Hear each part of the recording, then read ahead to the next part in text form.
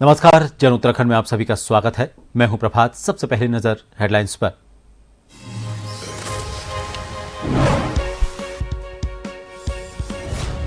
मुख्यमंत्री धामी ने 6 web portal का किया शुभारंभ। राजस्व विभाग के विभागीय कार्यों को करेंगे संपादित। बोले नागरिकों को मिलेगी बड़ी राहत।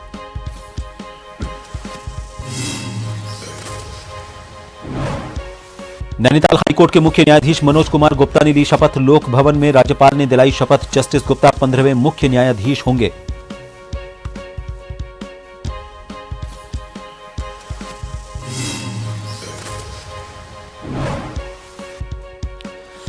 वीबी जी राम जी योजना को लेकर की गई कार्यशाला। उत्तराखंड बीजेपी कार्यालय से सरकार की योजनाओं को पहुंचाया जन जन तक। अध्यक्ष भट्ट बोले सभी जिलों में होंगी कार्यशालाएं।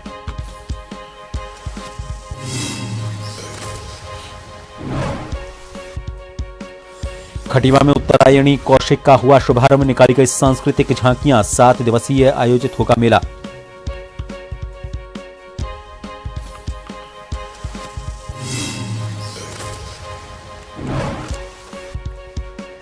और उत्तराखंड में भयंकर ठंड। कई जिलों में माइनस में पहुंचा तापमान। पहाड़ से लेकर मैदान तक कांप रहे लोग।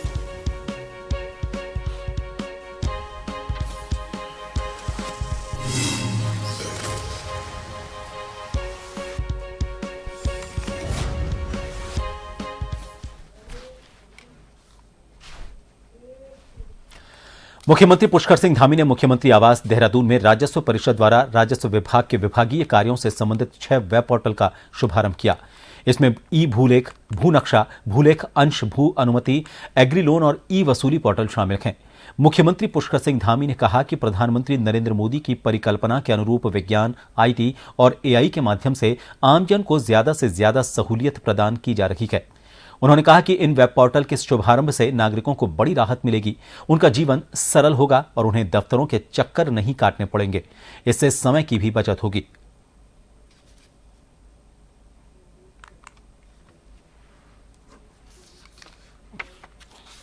पोर्टल के माध्यम से जहां अब आम जनमानस को अपने घर में ही खतौनी की सत्यापित जो प्रति है वो आसानी से मिल पाएगी। साथ ही जो विरासतन एवं स्वामित्व अभिलेख भी ऑनलाइन उनको मिल सकेंगे।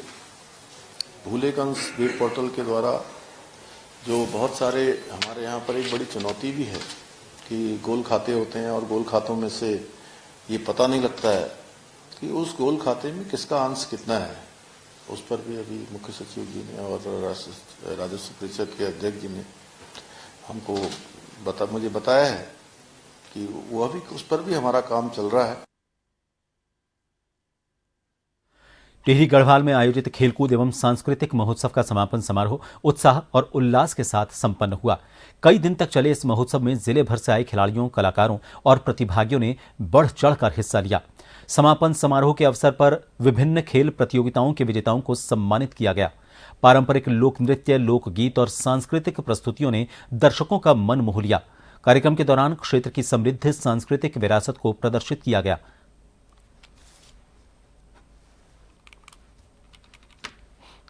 इस महोत्सव के माध्यम से हमारे इस क्षेत्र की खेल प्रतिभाओं को भी आगे आने का अवसर मिलेगा और उन्हें एक हमारी जो समृद्ध सांस्कृतिक विरासत है उससे जुड़ने और उसको समझने का भी अवसर मिलेगा। वहीं दूसरी ओर vocal for local, make in India जैसी पहलों के माध्यम से आज हमारी स्थानीय अर्थव्यवस्था को प्रोत्साहित करने का काम हो रहा है और हमारी सरकार भी उत्तराखंड को विश्व की आध्यात्मिक राजधानी बनाने के लिए आदरणीय प्रधानमंत्री मोदी जी के मार्गदर्शन में निरंतर काम कर रही है। इसके साथ साथ हम श्री कृष्ण यमुना तीर्थ सर्किट और हरिद्वार ऋषिकेश कॉरिडोर के साथ साथ शारदा कॉरिडोर के निर्माण की दिशा में भी काम कर रहे हैं। चर्चित अंकिता भंडारी हत्याकांड की जांच को लेकर लंबे समय से सीबीआई जांच की मांग उठती रही है और इसी क्रम में शुक्रवार को मुख्यमंत्री पुष्कर सिंह धामी द्वारा मामले की सीबीआई जांच के लिए संस्तुति दे दी गई है। इस विषय पर पत्रकारों से बात करते हुए भाजपा प्रदेश अध्यक्ष और राज्यसभा सदस्य महेंद्र भट्ट ने कहा कि मुख्यमंत्री धामी का हमेशा से यही उद्देश्य रहा है कि किसी भी प्रकार के अविश्वास को समाप्त किया जाए। उन्होंने कहा कि मुख्यमंत्री धामी पहले ही स्पष्ट कर चुके थे कि अंकिता भंडारी के परिवार की सरकार से जो भी अपेक्षाएं होंगी उन्हें पूरा किया जाएगा और उसी के अनुरूप अब मामले की जांच सीबीआई को सौंप दी गई है।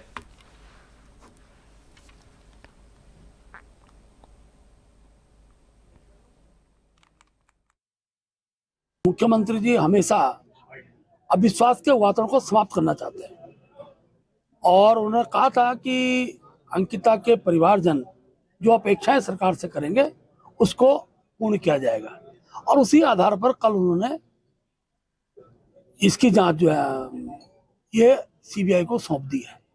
अब सीबीआई जांच के बाद हर प्रकार के प्रश्नों का पटाक्षेप हो जाएगा, क्योंकि अनेकों बार हर चुनाव से पहले अंकिता के विषय को लाकर केवल वातावरण दूषित करने का काम भी कुछ लोग करते हैं और मैंने शुरू से कहा था कुछ लोग मृत आत्मा को भी अपमानित करने का काम कर रहे हैं।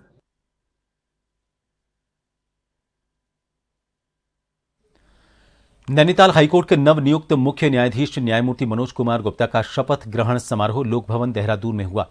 राज्यपाल retired lieutenant general Gurmeet Singh ने नए चीफ जस्टिस को शपथ दिलाई। जस्टिस गुप्ता को 8 जनवरी को हाईकोर्ट का चीफ जस्टिस नियुक्त करने से संबंधित विधि एवं न्याय मंत्रालय की अधिसूचना जारी हुई थी। जस्टिस गुप्ता हाईकोर्ट के 15वें मुख्य न्यायाधीश होंगे।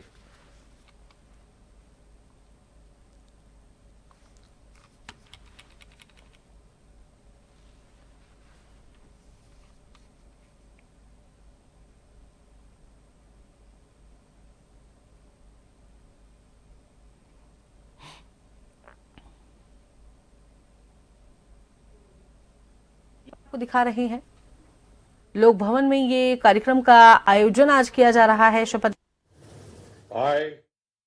I, Manoj Kumar Gupta, having been appointed Chief Justice of the High Court of Uttarakhand, do swear in the name of God that I will bear true faith and allegiance to the Constitution of India as by law established, that I will uphold the sovereignty and integrity of India, that I will duly and faithfully and to the best of my ability, knowledge and judgment perform the duties of my office without fear or favor, affection or ill will, and that I will uphold the Constitution and the laws.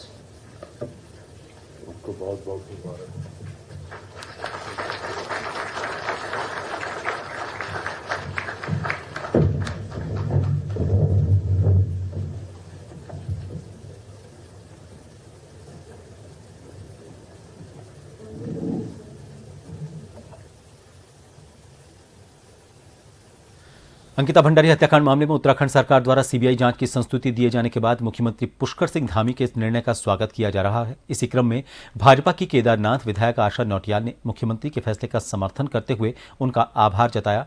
विधायक ने कहा कि मुख्यमंत्री पुष्कर सिंह धामी के इस निर्णय के लिए वो राज्य की महिलाओं और आम जनता की ओर से धन्यवाद करती हैं। उन्होंने कहा कि सरकार पहले दिन से ही इस मामले को लेकर गंभीर रही है। आज अंकिता भंडारी के माता पिता के आग्रह पर सरकार के मुखिया ने सीबीआई जांच के लिए सहमति प्रदान की है।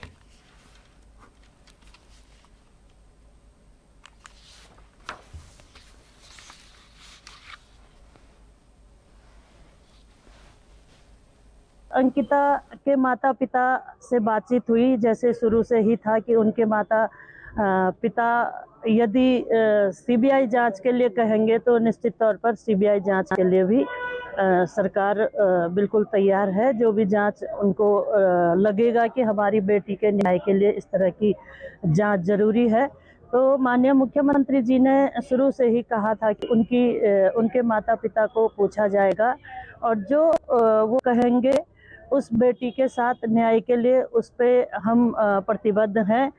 और निश्चित तौर पर मैं आप सभी लोगों के माध्यम से माननीय मुख्यमंत्री जी का बहुत बहुत धन्यवाद करती हूँ कि उन्होंने उत्तराखंड की मातृशक्ति का हमेशा से सम्मान किया। अंकिता भंडारी प्रकरण में मुख्यमंत्री पुष्कर सिंह धामी द्वारा सीबीआई जांच की संस्तुति दिए जाने के बाद काशीपुर में कांग्रेस नेताओं की प्रतिक्रिया सामने आई। कांग्रेस जिलाध्यक्ष कुसुमलता बौड़ाई ने कहा कि उत्तराखंड की महिलाएं हमेशा जुल्म के खिलाफ आग बनकर सामने आई हैं। लेकिन विरोध प्रदर्शन में हमेशा संस्कृति और मर्यादा का ध्यान रखा जाना चाहिए। उन्होंने ज्योति अधिकारी के आपत्तिजनक बयान का विरोध करते हुए कहा कि संविधान के खिलाफ जाने वालों पर कड़ी कार्रवाई होनी चाहिए।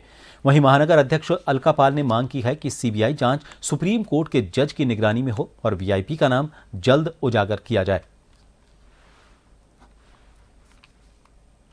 लगता है कि उत्तराखंड में नहीं पूरे देश में भी शायद अभिव्यक्ति की आवाज को, जो हमारा एक लोकतांत्रिक अधिकार है जनता का, उसको कहीं ना कहीं छीनने की कोशिश सरकार के द्वारा की जा रही है। ज्योति अधिकारी भी एक उत्तराखंड की बेटी है। उत्तराखंड की बेटी के दर्द में उसकी जो भावनाएं थी, और ये बात सच है कि भावनाओं में वो कुछ असंवैधानिक तरीके से भी बोल गई, आपत्तिजनक तरीके से भी बोल गई। उसका मैं खुद व्यक्तिगत तौर पे विरोध करती हूँ, लेकिन अगर हम उनकी भावनाओं को समझे तो उनकी भावनाओं में यही था कि अंकिता भंडारी को न्याय मिले।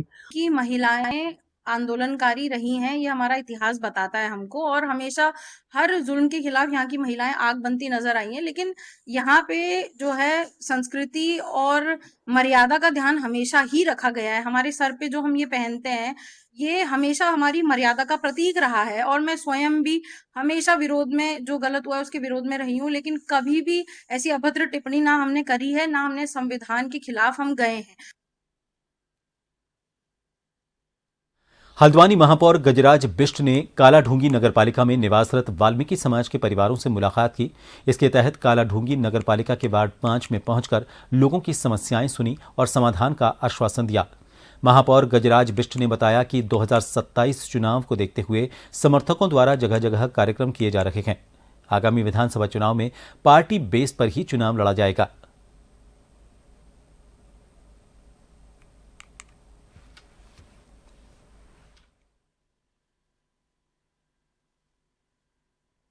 व्यक्ति को हमेशा भविष्य की चिंता करनी चाहिए और भविष्य की चिंता करना ठीक रहता है।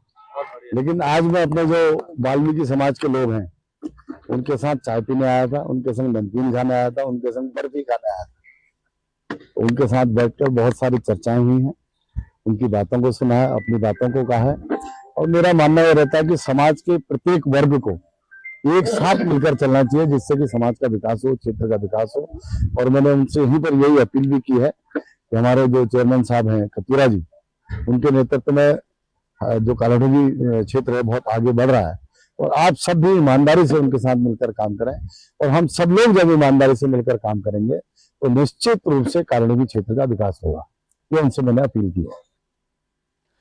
फिलहाल एक ब्रेक के लिए यहां रुकेंगे, आप बने रहिए जन टीवी पर।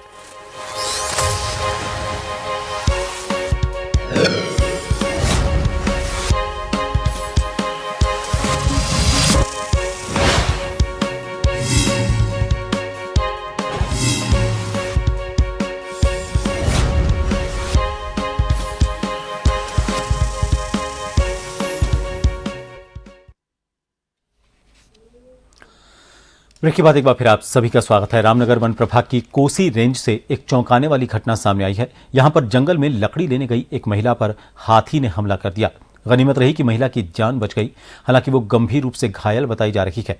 रामनगर वन प्रभाग की कोसी रेंज के अंतर्गत ग्राम टेढ़ा निवासी 43 वर्षीय सीमा देवी अपने गांव की 3 अन्य महिलाओं के साथ जंगल में लकड़ी लेने के लिए गई थी। इसी दौरान अचानक से जंगल में मौजूद एक हाथी ने सीमा देवी पर हमला कर दिया।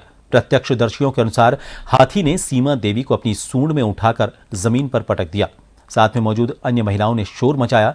हाथी की चिंगार सुनकर वो भी डर गईं। घायल सीमा देवी ने बताया कि जब हाथी उनके ऊपर पैर रखने ही वाला था, तभी उसने भगवान गणेश का नाम लेकर हाथी के सामने हाथ जोड़ दिए।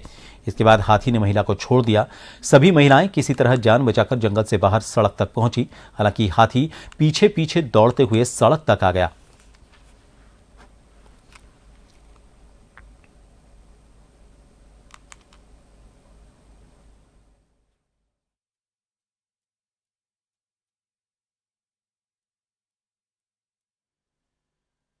जंगल जा ही रहे थे हम, जब तक हम लकड़ी ऐसी सामने वैसे बना भी नहीं रखे थे, हम जाते ही उसने सामने से हाथी आया।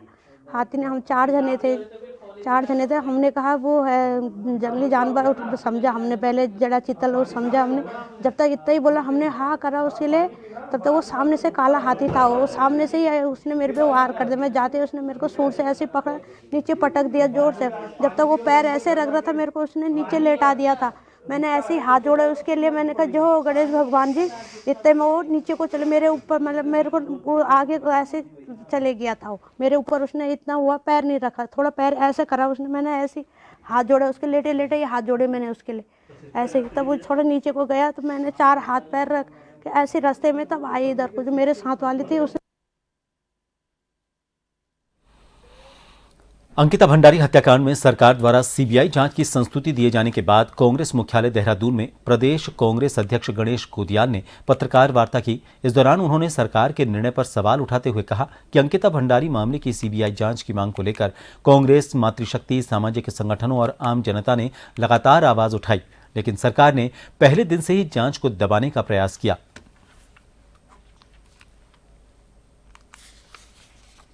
उत्तराखंड के तमाम लोगों का आह्वान करना चाहता हूं कि जब तक सरकार इस जांच के दायरे को सार्वजनिक न करे, ये जांच किस दायरे में होगी, हम जांच ये चाहते हैं कि कौन कौन लोग इसमें शामिल थे और कौन कौन लोग इस जांच को दबाने में शामिल थे, वो सब बेनकाब होने चाहिए और उन सब पर केस चलना चाहिए। वो वीआईपी कौन है उसको बेनकाब होना चाहिए, उस पर कानून के तहत मुकदमा चलना चाहिए। जो हत्यारे हैं उनको फांसी की सजा होनी चाहिए। ये हमारी मांगे हैं और ये तमाम मांगे उस जांच के बिंदुओं में शामिल हैं कि नहीं, इसको सरकार स्पष्ट करे। दूसरी बात, सरकार को मैं कहना चाहता हूं कि सरकार इस प्रकरण में सोशल मीडिया के माध्यम से अपने अपने विचारों को व्यक्त करने वाले लोगों को प्रताड़ित करना बंद करे।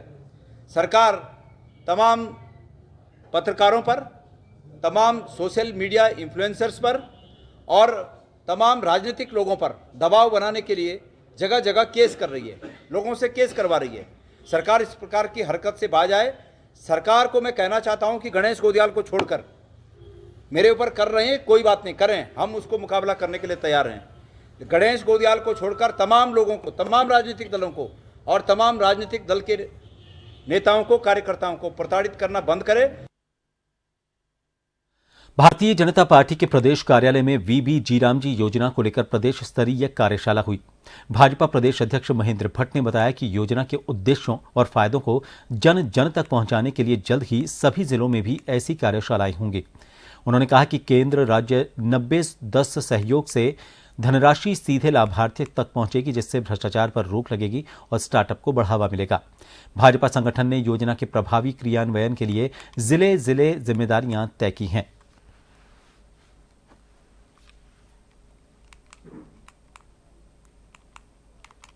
भारतीय जनता पार्टी की कार्यशाला बीबी जी राम जी को विषय को लेकर है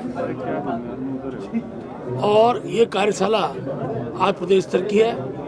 उसके बाद हर जिला स्तर पर हमारी कार्यशालाएं होंगी और कृषि क्षेत्र में, श्रमिक क्षेत्र में इससे कितने लाभ होने वाले हैं, उन सब विषयों को हम जन जन तक पहुँचाने वाले हैं, हर कृषक तक पहुँचाने वाले हैं। इस योजना से उत्तराखंड राज्य को बड़ी राहत भी है।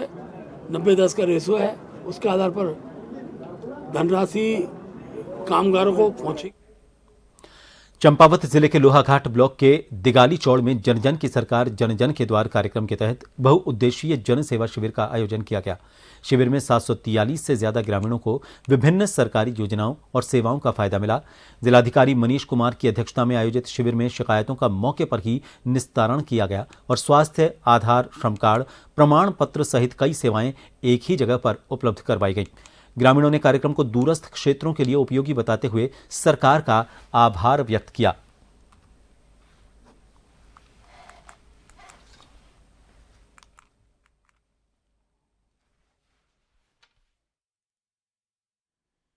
जन जन की सरकार जन जन के द्वार के द्वारा जो सरकार द्वारा सुविधा मिलती है उससे बहुत लोगों को बहुत फायदा मिल रहा है। जो पिछड़े वर्ग के लोग हैं उनको जहां तक कोई सुविधा नहीं पहुंचती थी, उनको सारी सुविधाएं मिल रही हैं। मैं इसमें धामी सरकार जी का बहुत बहुत धन्यवाद करती हूं और आभार करती हूं। द्वाराहाट विकासखंड की न्याय पंचायत कफड़ा के प्राथमिक विद्यालय उभियाड़ी में जन जन की सरकार जन जन के द्वार अभियान के तहत बहुउद्देशीय शिविर का आयोजन किया गया। शिविर में विभिन्न विभागों ने स्टॉल लगाकर योजनाओं की जानकारी दी और शिकायतों का मौके पर ही निस्तारण किया। पीएमजीएसवाई अनुश्रवण परिषद के उपाध्यक्ष शिव सिंह बिष्ट ने शिविर में पहुंचकर समस्याएं सुनी और अधिकारियों को त्वरित समाधान के निर्देश दिए। उन्होंने कहा कि यह शिविर जनता को सीधे फायदा पहुंचाने का प्रभावी माध्यम है।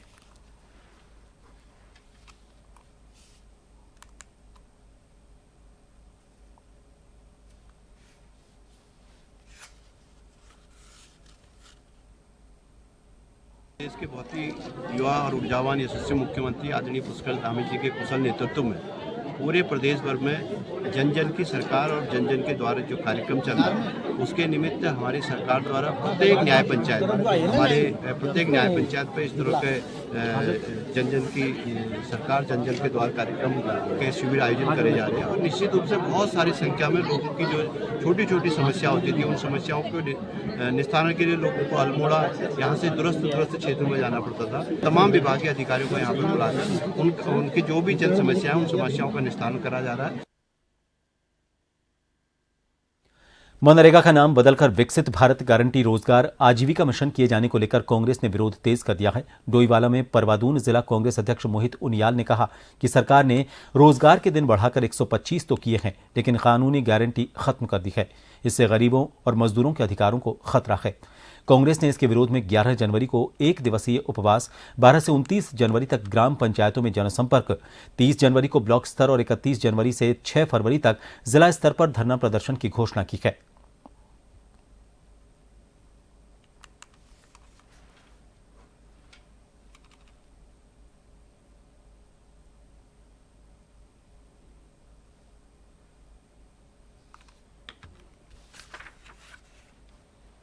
स्कीम में तब्दील कर दिया है। इसको लेकर ही अखिल भारतीय कांग्रेस कमेटी द्वारा पूरे देश में राष्ट्रव्यापी आंदोलन मनरेगा का पूरा 1.5 महीने तक यह आंदोलन चलाया जाएगा। प्रदेश के सभी वरिष्ठ नेताओं के द्वारा देहरादून से प्रेस कॉन्फ्रेंस की गई और इस कार्यक्रम का आगाज किया गया। आज 10 जनवरी को पूरे प्रदेश में जिला स्तर पर प्रेस वार्ता तय की गई है। इसके बाद 11 जनवरी को 1 दिवसीय उपवास और प्रतीकात्मक विरोध दर्ज किया जाएगा। हमारे द्वारा जो डोईवाला नगर ब्लॉक कांग्रेस है, परवादून कांग्रेस के द्वारा धर्मूचक में हम लोग इसको प्रतीकात्मक 1 घंटे का उपवास हम लोग करेंगे। ये कल हमारे द्वारा कार्यक्रम किया जाएगा। मनरेगा से जो महात्मा गांधी का नाम उसको हटाया जा रहा है और नया नाम करके बीबी योजना करके इन्होंने इसको लाए हैं। तो बड़ा विद्रोह हुआ, लोगों ने कहा कि तुम्हें नाम ही बदलना है, अन्य चीज़ हटा दीजिए, महात्मा गांधी का नाम क्यों हटाया जा रहा है। लेकिन उन्होंने कहा कि नहीं हम इसको नए सिरे से लागू कर रहे हैं और अब 100 दिन नहीं, हम 125 दिन देंगे। तो इसमें इन्होंने एक तो 100 दिन जो गारंटी शब्द हटा दिया।